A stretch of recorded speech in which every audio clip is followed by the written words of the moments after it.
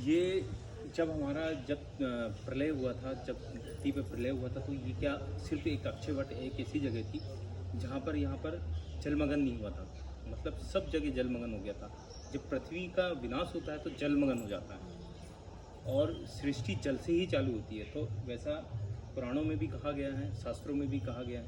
हर किसी लैंग्वेज में, जो किसी लैंग्वेज में पढ़ता है आदमी और उस लैंग्वेज में, तो ये स्वयं माता पार्वती जी के हाथ का, खुद शंकर पार्वती जी के हाथ का लगाया हुआ ये वृक्ष है।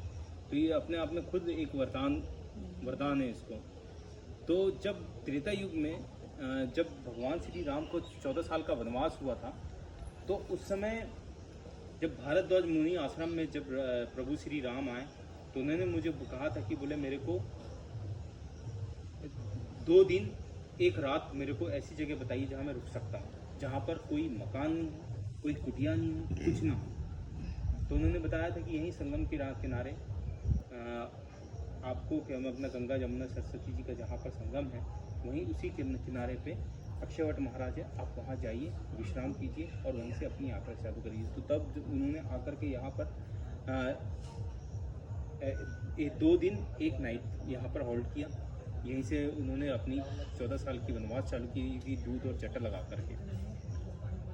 जैसे ही वो 14 साल का वनवास खत्म हुआ, तो जब 14 साल के बाद जब वापस आ रहे थे, तो माता सीता के दिल में भावनाएं जागी, क्यों ना हम उसी जगह पे चले जहाँ से हमने अपना वनवास चालू किया।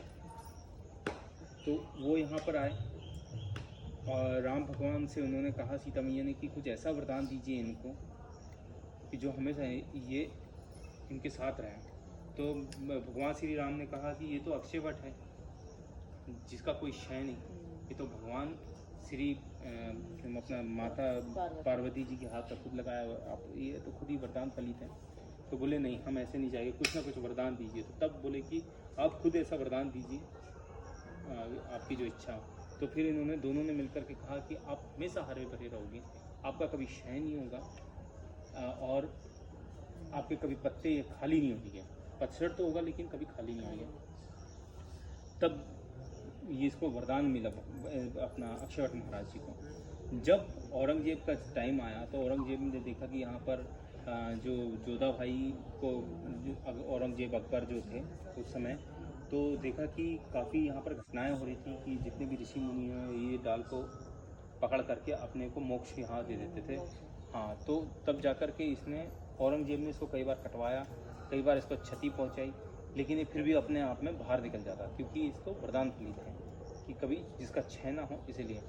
तो रात में एक दिन सपने में औरंगजेब के सपने में आकर के बोले कि भाई तू अपनी सेना को विड्रॉल कर, बाहर कर, अदरवाइज नहीं तो तेरा मेरा पूरा राजपाट खत्म कर दूँगा। तो जब उसका राजपाट खत्म होने लगा, तो जब उन्होंने देखा कि हाँ यार, कि मैं जैसा अक्षयवट महाराज ने बोले थे वैसे ही हो रहा है, तो जल्दी से अपनी सेना को विड्रॉल किया, इसको छोड़ दिया। काफ़ी बार उसने जलाने की कोशिश की, गर्म तवा रख दिया, लेकिन बार बार ये उत्पन्न होते हैं। फिर उसके बाद ये अपना किले के अंदर ये दरवाजा ये पूरा बंद था। तो जब 2018 में जब योगी और मोदी अब आए, तो ये रास्ता खोला गया आम जनता के लिए, यहाँ पर दर्शन करने के लिए। तो लोग बाग यहाँ दर्शन करते हैं, लेकिन यहाँ पर सिर्फ वही लोग आते हैं, VIP गेस्ट आते हैं, लेटर दे करके आते हैं, कोई लेटर देगा तभी आएंगे, अदरवाइज और किसी को अलाउड नहीं है आम जनता के लिए, क्योंकि सिक्योरिटी पर्पज के लिए, क्योंकि आर्मी का एरिया है, आर्मी के एरिया में आते हैं, क्योंकि इसीलिए। और कहते हैं कि इसमें